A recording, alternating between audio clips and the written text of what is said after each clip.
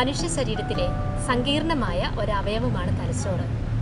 മനുഷ്യനെ മനുഷ്യനാക്കുന്ന എല്ലാ ഗുണങ്ങളുടെയും കേന്ദ്രമാണിത്. ശരീരത്തിൻ്റെ പ്രവർത്തനങ്ങളെ എല്ലാം തന്നെ നിയന്ത്രിക്കുന്നതും തലച്ചോറാണ്. അതുകൊണ്ട് തന്നെ വ്യാപകമായ വൈകല്യങ്ങളും രോഗലക്ഷണങ്ങളും ഉളവാക്കുന്ന സങ്കീർണമായ ഒരു പ്രശ്നമാണ് ട്രോമാറ്റിക് ബ്രെയിൻ ഇഞ്ചുറി അഥവാ അപകടം മൂലം തലച്ചോറിനേൽക്കുന്ന പരിക്കുകൾ.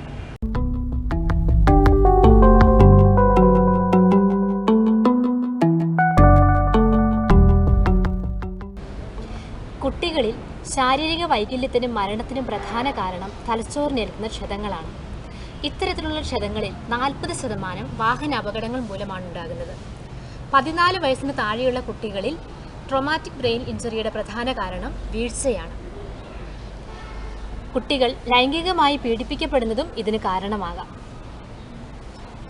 കുട്ടികളിൽ ഉണ്ടാകുന്ന സാരമായ ക്ഷതങ്ങൾ വളരെ വേഗം സുഖപ്പെടും എന്നാണ് സാധാരണ പറയാറുള്ളതെങ്കിലും ട്രോമാറ്റിക് ബ്രെയിൻ ഇഞ്ചുറിയുടെ കാര്യത്തിൽ ഇത് ശരിയല്ല എന്ന് തന്നെ പറയാം.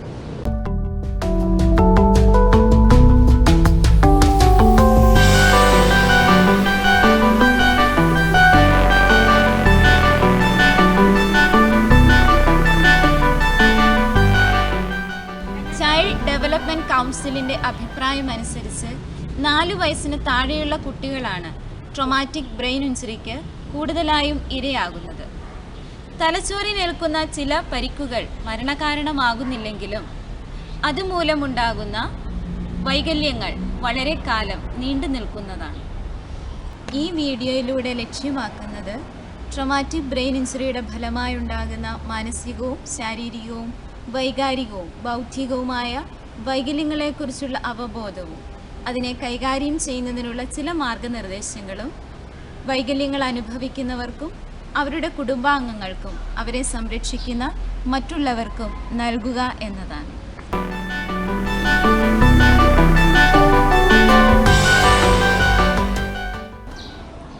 ട്രോമാറ്റിക് ബ്രെയിൻ ഇഞ്ചുറിയുടെ ഫലമായി ഉണ്ടാകുന്ന വൈകല്യങ്ങളെക്കുറിച്ച് മനസ്സിലാക്കണമെങ്കിൽ തലച്ചോറിൻ്റെ ഘടന, പ്രവർത്തനം ഇവയെക്കുറിച്ച് നാം അറിയേണ്ടതുണ്ട്.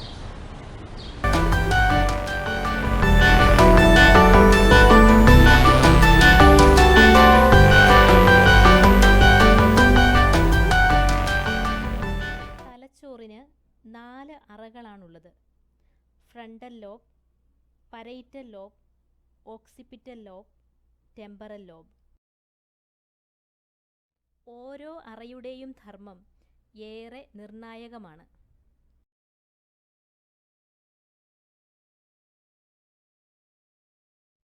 ഇത് ഫ്രണ്ടൽ ലോബ്, തലച്ചോറിൻ്റെ ഏറ്റവും മുന്നിലുള്ള അറ. ഏറ്റവും മുന്നിലായതിനാൽ പരിക്കേൽക്കുവാൻ ഏറെ സാധ്യതയുള്ള അറയും ഇതുതന്നെ. ഇത് പ്രധാനമായും യുക്തി, ചിന്ത, ഉന്നത തലത്തിലുള്ള ബൗദ്ധിക പ്രവർത്തനങ്ങൾ, വികാരങ്ങൾ, സാമൂഹിക പെരുമാറ്റങ്ങൾ, ഓർമ്മ, വ്യക്തിത്വം, അവബോധം, പ്രശ്നപരിഹാരശേഷി, വിവേചനപ്രാപ്തി, പഠനം, ഭാഷാ സംബന്ധമായ കഴിവുകൾ ഇവയെ നിയന്ത്രിക്കുന്നു. ഫ്രണ്ടൽ ലോബിൻ്റെ അവസാന ഭാഗത്തായി മോട്ടോർ കോർട്ടെക്സ് സ്ഥിതി ചെയ്യുന്നു. മോട്ടോർ കോർട്ടെക്സ് ആണ് ശരീരത്തിൻ്റെ വിവിധ ഭാഗങ്ങളിൽ നിന്നും വിവരങ്ങൾ സ്വീകരിക്കുന്നതും ഈ വിവരങ്ങൾ ഉപയോഗിച്ച് ശരീരചലനങ്ങളെ നിയന്ത്രിക്കുന്നതും. തലച്ചോറിൻ്റെ മധ്യഭാഗത്ത് കാണുന്ന അറയാണ് പരേറ്റൽ ലോബ്. ഈ അറ പലതരത്തിലുള്ള ഇന്ദ്രിയ അനുഭവങ്ങളുമായി ബന്ധപ്പെട്ടിരിക്കുന്നു.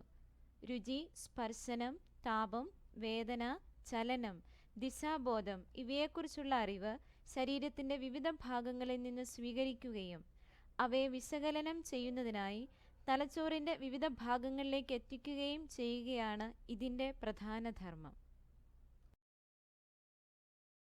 തലച്ചോറിൻ്റെ പിന്നിലായി കാണപ്പെടുന്ന അറയാണ് ഓക്സിപിറ്റൽ ലോബ്.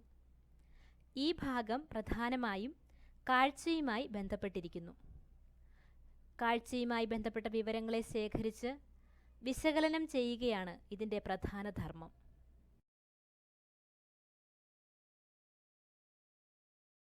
കേൾവിയുമായി ബന്ധപ്പെട്ട അറയാണ് ടെമ്പറൽ ലോബ്.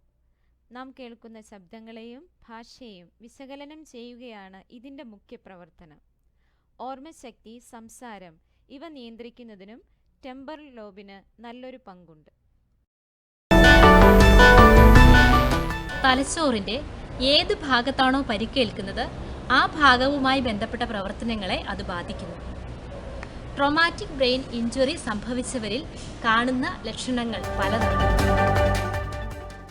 വിട്ടുമാറാത്ത കഠിനമായ തലവേദനയും കഴുത്തുവേദനയും, തലചുറ്റൽ, തളർവാദം അഥവാ പരാലിസിസ്, ആവർത്തിച്ചുള്ള ഓക്കാനവും ഛർദിയും, അപസ്മാരം, ഉറക്ക സംബന്ധമായ പ്രശ്നങ്ങൾ എന്നിവ ട്രോമാറ്റിക് ബ്രെയിൻ ഇഞ്ചുറി സംഭവിച്ചവരിൽ സാധാരണയായി കണ്ടുവരുന്നു.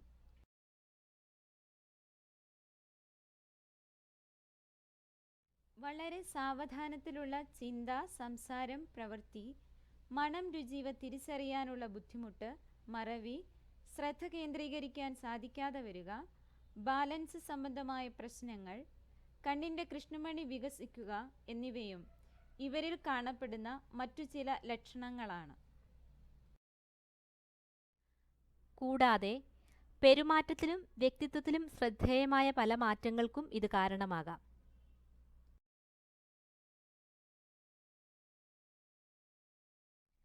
ഉദാഹരണത്തിന് വിഷാദം, അക്ഷമ, വികാരങ്ങളെ നിയന്ത്രിക്കുന്നതിനുള്ള ബുദ്ധിമുട്ട്, കാരണമില്ലാതെ ദുഃഖവും ദേഷ്യവും തോന്നുക, സമൂഹത്തിലേക്ക് ഇറങ്ങിച്ചെന്ന് ഇടപെടുവാനും ബന്ധങ്ങൾ സ്ഥാപിക്കുവാനും സാധിക്കാതെ വരിക, അവസരോചിതമല്ലാത്ത പെരുമാറ്റ രീതികൾ, ആത്മവിശ്വാസമില്ലായ്മ, അമിതമായ ഉത്കണ്ഠ, ആകുലത.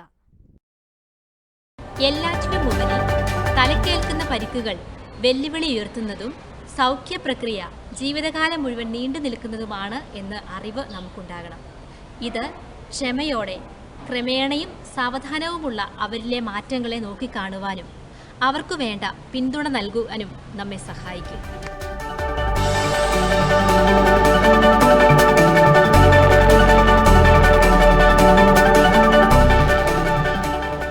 ഇപ്രകാരം തലച്ചോറിൽ പരിക്കേൽക്കുന്നവർക്കുണ്ടാകുന്ന ലക്ഷണങ്ങൾ പലതാണെങ്കിലും അവരനുഭവിക്കുന്ന മാനസിക വൈകാരിക വെല്ലുവിളികൾ സമാനമായിരിക്കും.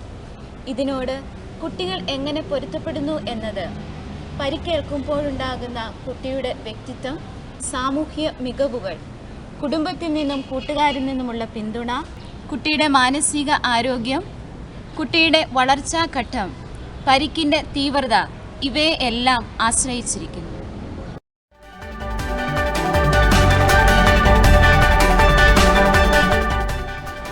മാതാപിതാക്കളാണ് കുട്ടികളുടെ സൗഖ്യപ്രക്രിയയിലും പൊരുത്തപ്പെടലിലും ഏറ്റവും നിർണായകമായ പങ്കുവഹിക്കുന്നത്.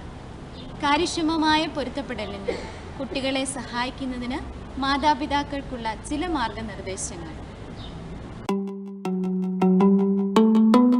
കുട്ടിയെ ശ്രവിക്കുകയും പിന്തുണയ്ക്കുകയും ചെയ്യുക. അവരിലുണ്ടാകുന്ന സാവധാനത്തിലുള്ള പുരോഗതിയെ പ്രോത്സാഹിപ്പിക്കുകയും അഭിനന്ദിക്കുകയും ചെയ്യുക. ഉചിതമല്ലാത്ത പെരുമാറ്റങ്ങളെ പ്രോത്സാഹിപ്പിക്കാതിരിക്കുക.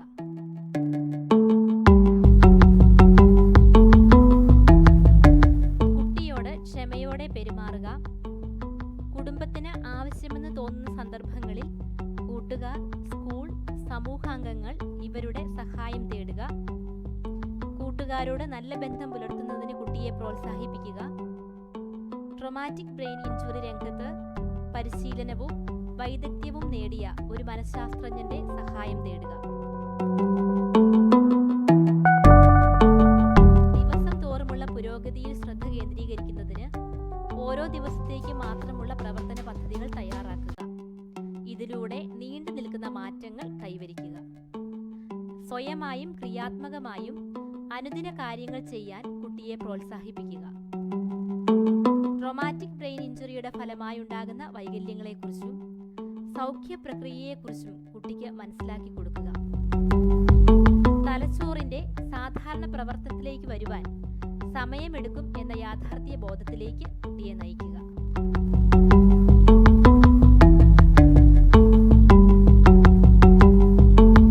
കുട്ടികളിൽ ആത്മവിശ്വാസം വളർത്താൻ ക്രിയാത്മകമായി പ്രവർത്തിക്കുക. ഒരു മെമ്മറി ബുക്ക് സൂക്ഷിക്കാൻ കുട്ടികളെ പ്രോത്സാഹിപ്പിക്കുക. അപകടം മൂലമുണ്ടാകുന്ന മറവി കുട്ടികളെ ഏറെ വിഷമിപ്പിക്കുന്നതാണ്. ഓരോ ദിവസത്തെയും കാര്യങ്ങളും ഓർമ്മകളും രേഖപ്പെടുത്തുന്നത് പുരോഗതിയെ ത്വരിതപ്പെടുത്തുകയും പ്രോത്സാഹിപ്പിക്കുകയും ചെയ്യുന്നു.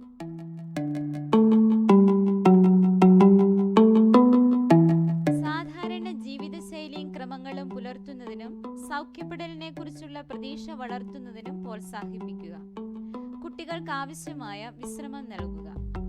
ലളിതവും വ്യക്തവുമായ നിർദ്ദേശങ്ങൾ നൽകുക.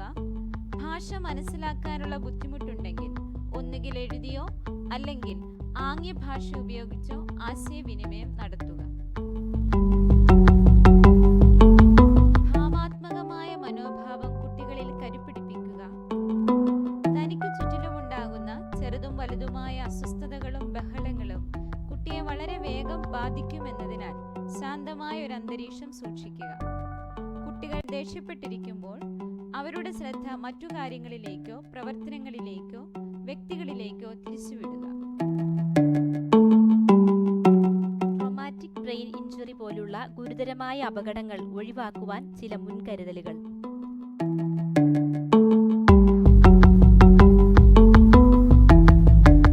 കുട്ടികളുടെ സുരക്ഷിതത്വം ഉറപ്പാക്കുന്നതിന് സ്റ്റെയർകേസിന് മുകളിൽ വാതിലുകൾ പിടിപ്പിക്കുക. ടെറസിനും ബാൽക്കണിക്കും ചുറ്റും കൈമതിലുകൾ ഉണ്ടാക്കുക. ജനാലകളിൽ ഗ്രില്ല് പിടിപ്പിക്കുക. വാഹനങ്ങളിൽ സീറ്റ് ബെൽറ്റ് നിർബന്ധമാക്കുക. കായികാഭ്യാസത്തിൽ ഏർപ്പെടുമ്പോൾ തലയ്ക്ക് ആവശ്യമായ രക്ഷാകവചങ്ങൾ ഉപയോഗിക്കുക. പരിപരുത്ത ചവിട്ടികൾ കുളിമുറികളിൽ ഉപയോഗിക്കുക.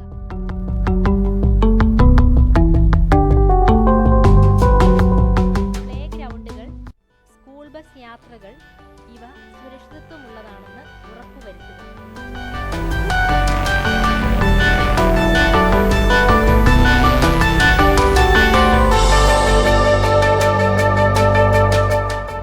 നമ്മുടെ കുട്ടികളുടെ ജീവിതം കൂടുതൽ സുരക്ഷിതമാക്കുവാൻ ട്രോമാറ്റിക് ബ്രെയിൻ ഇഞ്ചുറി സംഭവിച്ചവർക്ക് വേണ്ട എല്ലാ പിന്തുണയും നൽകുവാനും നമുക്ക് ഒരുമിച്ച് പരിശ്രമിക്കാം.